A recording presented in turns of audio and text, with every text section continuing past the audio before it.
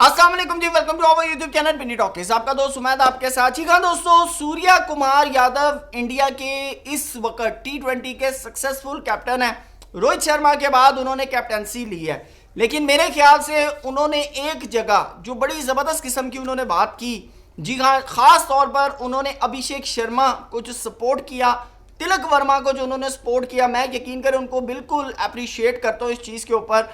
इसके अगेंस्ट पाकिस्तान के जो कोच हैं माइक हैसन ने जो बाबर आजम के हवाले से बात की है, मेरा बींगा बाबर आजम फैन, मेरा इसके ऊपर ज़रूर बोलना बनता है। जी हाँ, आपको बताता चलूँ कि सूर्या कुमार यादव से पोस्ट मैच प्रेस कॉन्फ्रेंस के ऊपर उनसे पूछा गया अभिषेक शर्मा के 3 डक्स के बारे में कि भाई देख लें, उनके डायरेक्टली जो हैं वो 3 डक्स आए हैं और पिछली 8 इनिंग्स के अंदर 5 डक्स हैं अभिषेक शर्मा के।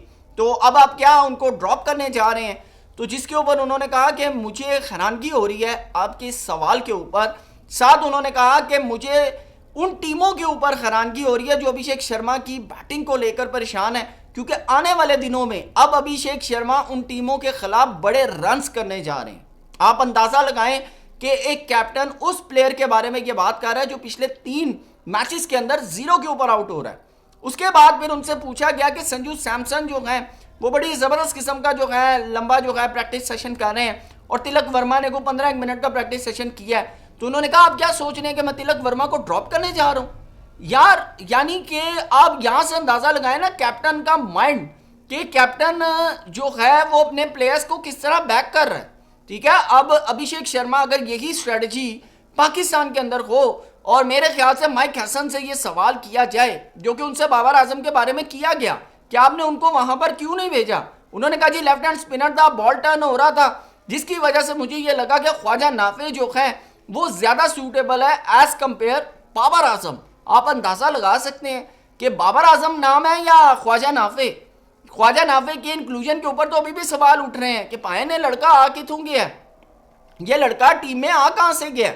तो अब इस सारे सिनेरियो में आप अंदाजा लगाएं कि एक कैप्टन का मेंटल रोल कितना जबरदस्त होता है कि वो अपनी प्लेयर को, अपने टीम को बैक कर रहा है। हाँ, इसमें मैं सलमान अली आगा को अप्रिशिएट करूंगा। जब भी उनसे बाबर आजम के बारे में सवाल हुआ है तो उन्होंने कहा जी बाबर आजम हमारे लिए बहुत बड़ा प्लेयर है और बाबर आजम को हम टीम में जो लाए हैं हमने एक उनका रोल डिफाइन किया है और बाबर आजम के पिछले मैचेस के अंदर आप देखें बड़े रन हैं। Being a captain Salman Ali Agha ने बाबर आजम को डिफेंड किया है, लेकिन दूसरी तरफ जिस तरह माइक हसन ने उनकी एक कमजोरी, ये वो 10 ओवरों से बाद का प्लेयर नहीं है। भाई अगर वो 10 ओवरों के बाद का प्लेयर नहीं है तो आपने उसे टीम में क्यों रखा है?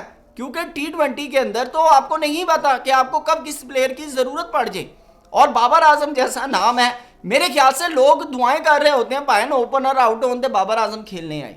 ये लिटरली मैंने खुद देखा है स्टेडियम के अंदर कि जब आपका ओपनिंग स्टैंड, मुझे याद है मैंने एक वनडे देखा जहां पर फखर जमान और रिजवान खेल रहे थे तो लोग दुआ कर रहे थे, कि भाई इन दोनों में से आउट हो तो बाबर आजम खेलने। और जब बाबर आजम खेलने आए हैं तो पूरा ग्राउंड चांटिंग कर रहा था बाबर बाबर। तो अब आप अंदाजा लगाएं कि क्रेज क्या है।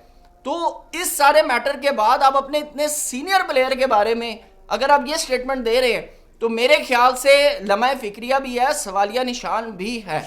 क्योंकि आप दूसरी तरफ देखें सूर्या कुमार यादव अभिषेक शर्मा को बैक कर रहे हैं। अच्छा, यही सिनेरियो T20 वर्ल्ड कप 2024 के सेमीफाइनल के बाद हुआ था इंडिया के साथ, जब उस वक्त अजीत अगरकर ने रोहित शर्मा को कहा था कि आपके फाइनल के अंदर प्लेइंग 11 का हिस्सा विराट कोहली नहीं होंगे।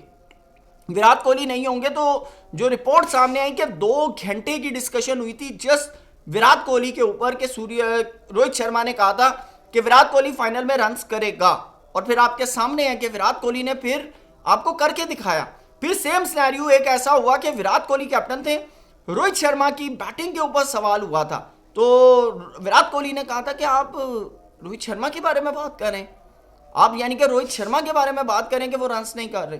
तो अब आप देखें कि ये मेंटल लेवल होता है एक कैप्टन का कि वो किस तरह अपने एक बिल्कुल डाउन प्लेयर को ना, जब एक स्टेटमेंट आती है ना तो वो कैसे एकदम उसे बूस्ट अप कर देता। अगर वहीं पर माइक हसन बाबर आजम को भेजते और बाबर आजम को कहते कि आज दिन है बाबर, आज तूने बताना है कि तेरा स्ट्राइक रेट क्या है और तेरा बल्ला क्या है, आज तू ही करके आएगा, तो मेरे ख्याल से अगर बाबर आजम वहां पर 50-60 रन भी अगर कर देते ना तो उनका एक मोराल बूस्ट हो जाता। एक वो जो उनके ऊपर एक जो इस वक्त लेबल लगा हुआ है ना कि बाबर आजम का स्ट्राइक रेट कम है, बाबर आजम। अच्छा, फिर माइक हसन ने जिस तरह बात की कि उनका जो है 10 ओवर के बाद स्ट्राइक रेट बिलो 100 है। आप यानी कि कैसे ये डिसाइड कर सकते हैं कि एक प्लेयर का जो है वो आने वाले टाइम में स्ट्राइक रेट जो है वो बिलो 100 होगा, क्या पता। और आप खेल किसके अगेंस्ट रहे हो, नबीबिया के। तो मेरे ख्याल से ये जो सवाल है ये जन्म लेते हैं कि अगर आपको इतने क्वेश्चंस थे बाबर आजम पे, तो फिर भाई आपने उसको स्क्वाड का हिस्सा क्यों बनाया होगा। चले स्क्वाड का हिस्सा बनाया तो फिर आपने उसे प्लेइंग 11 का हिस्सा क्यों बनाया, ये सवाल है। आप भी कमेंट सेक्शन में जरूर बताइएगा। थैंक यू सो मच, अल्लाह हाफिज़।